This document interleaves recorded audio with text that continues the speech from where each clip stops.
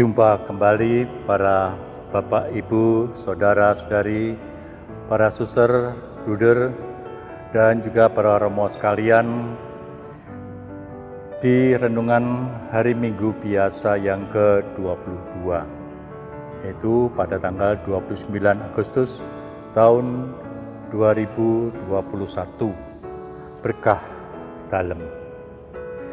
Kali ini kita akan merenungkan yaitu Injil Markus bab 7 ayat 1-8, dilanjutkan ayat 14-15 dan ayat 21-23. Tema renungan kita mengenai najis.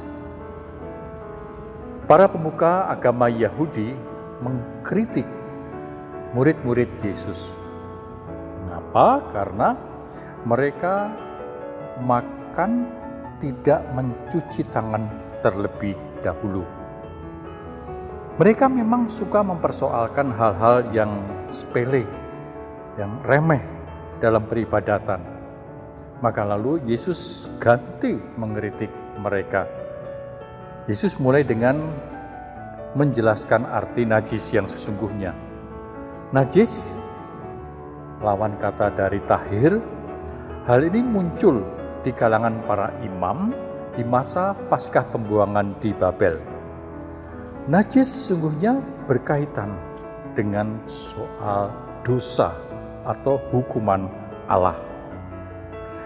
Contohnya mereka yang sakit kusta harus mengucapkan najis, najis, supaya orang-orang di sekitarnya tahu bahwa orang ini najis dan tidak bisa didekati, diisolasi, semestinya dikarantina mereka di pinggiran kota.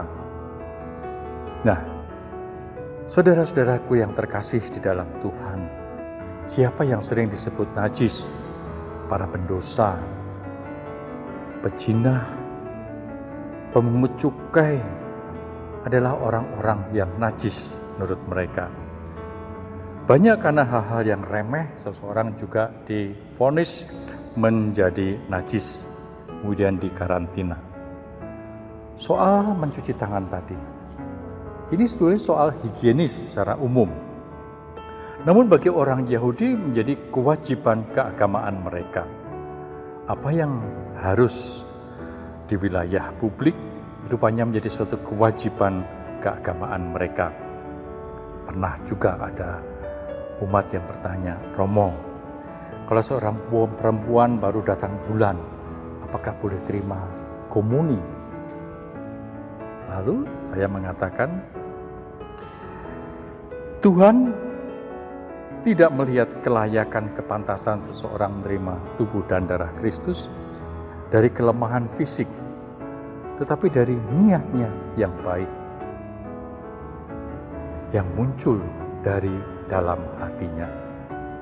Lagi pula, apa yang terjadi dalam diri perempuan, ini adalah kodrati dari Allah, bukan dari manusia. Allah menciptakan itu untuk tujuan tertentu. Nah, oleh sebab itu, apapun yang dari luar dan masuk dalam diri seseorang tidak dapat menajiskan, tetapi yang keluar dari seseorang itulah yang dapat menajiskan, keluar dari pikiran, keluar dari hati kita.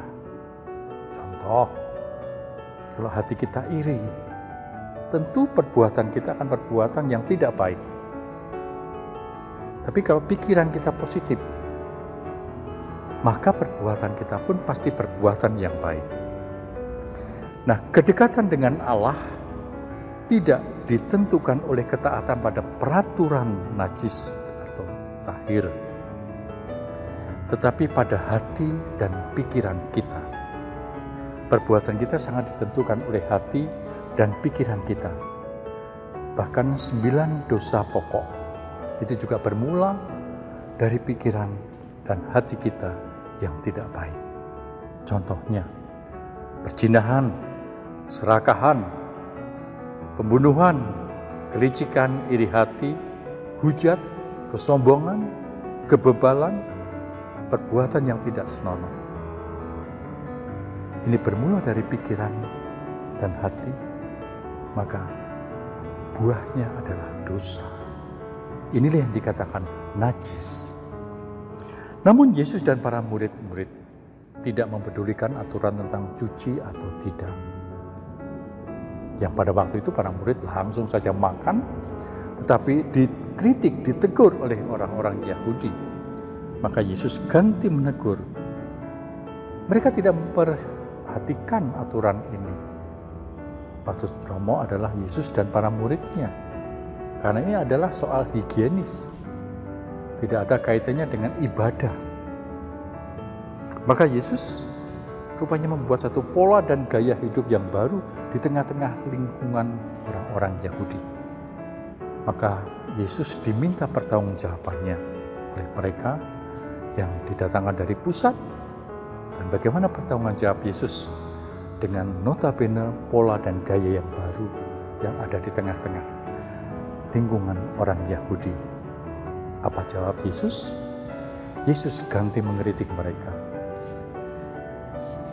Mereka rupanya lebih memberikan perhatian yang begitu besar soal tahir dan najis secara lahiriah. Dan telah membuat mereka melupakan apa yang batiniah, yang menjadi roh dari aturan itu dibuat. Rupanya mereka melakukan itu bukan melakukan apa yang menjadi roh aturan itu, tetapi supaya dilihat orang. Jadi nampaknya ada satu kesalehan dalam tingkah laku, tetapi sebetulnya hanya supaya dilihat oleh orang. Bukan per se apa yang menjadi tujuan aturan itu dibuat, roh yang ada di dalam aturan itu. Inilah yang seringkali lalu mereka dikatakan bersama-sama orang-orang Farisi sebagai orang-orang yang munafik, antara di dalam dan luar berbeda. Jadi seperti digambarkan seperti kubur yang dicat putih. Luarnya putih bersih, tapi dalamnya luar biasa.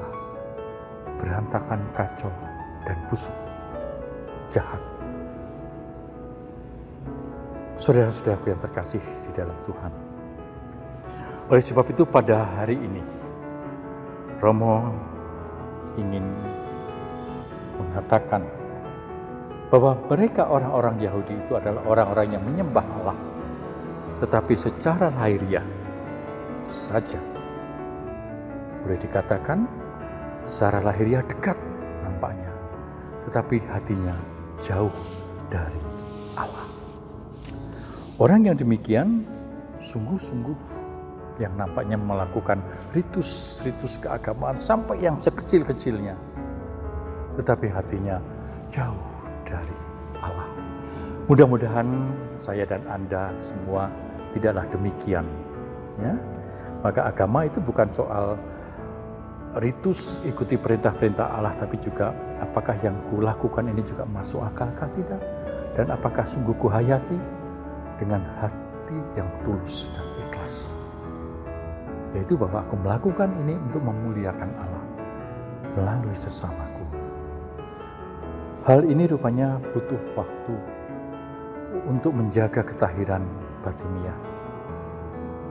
Lebih mudah menjaga ketahiran lahiriah daripada ketahiran batiniah. Mengapa? Kalau menjaga kelahiran lahiriah, kontrolnya ada.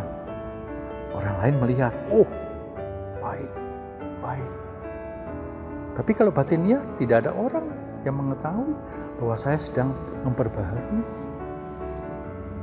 ketahiran batiniah ini. Yang tahu hanyalah saya sendiri dan Tuhan. Maka seringkali orang lebih banyak melihat apa yang dilihat orang di depan layar. Ya bisa dipahami.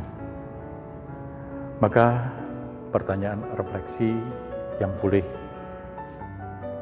kita jawab bersama-sama secara pribadi-pribadi adalah mengapa ada orang yang baik secara teologis tapi buruk secara etis atau moral. Ada orang yang memahami ajaran gereja, kitab suci, dan tradisi gereja, namun bodoh dalam tanda petik melaksanakan apa yang mereka pahami. Nampaknya saleh, tetapi hatinya kacau, jauh dari Allah, dan banyak perbuatan-perbuatan jahat yang mereka lakukan. Itu sama juga seperti hal ini. Tahu bahwa mandi itu sehat, tapi yang bersangkutan kadang mandi, kadang tidak, bahkan jarang-jarang. Padahal tahu mandi itu sehat, membawa pada kesehatan. Juga doa itu perlu, ya pasti ya, siapa yang tidak mengatakan tidak. Tapi baru doa 5 menit sudah gelisah. Nah, apa yang menjadi persoalan dalam diri manusia? Persoalannya adalah soal komitmen. Apakah aku sungguh mempunyai komitmen? Kalau misalnya saya mempunyai komitmen, mau setia pada yang benar, mau menjadi pelaku firman, bukan hanya pendengar firman, dan mau menjadikan iman sebagai penggerak tutur kata dan perbuatan-perbuatan kita sehari-hari, dan bukan hanya sebagai atribut saja yang kita pasangkan dalam diri kita, iman itu. Maka sesulit apapun memahami ayat-ayat kitab suci, masih lebih sulit melaksanakan ayat-ayat itu di dalam kehidupan kita sehari-hari. Kembali, kita dipanggil menjadi pengikutnya, maka bagaimanapun juga kita diajak untuk melaksanakan ajaran-ajarannya dengan hati kita. Oleh sebab itu, mudah-mudahan Injil hari ini sungguh-sungguh membawa kita semua pada pembaharuan hidup. Tuhan memberkati. Amin. Bapa dan Putra dan Roh Kudus.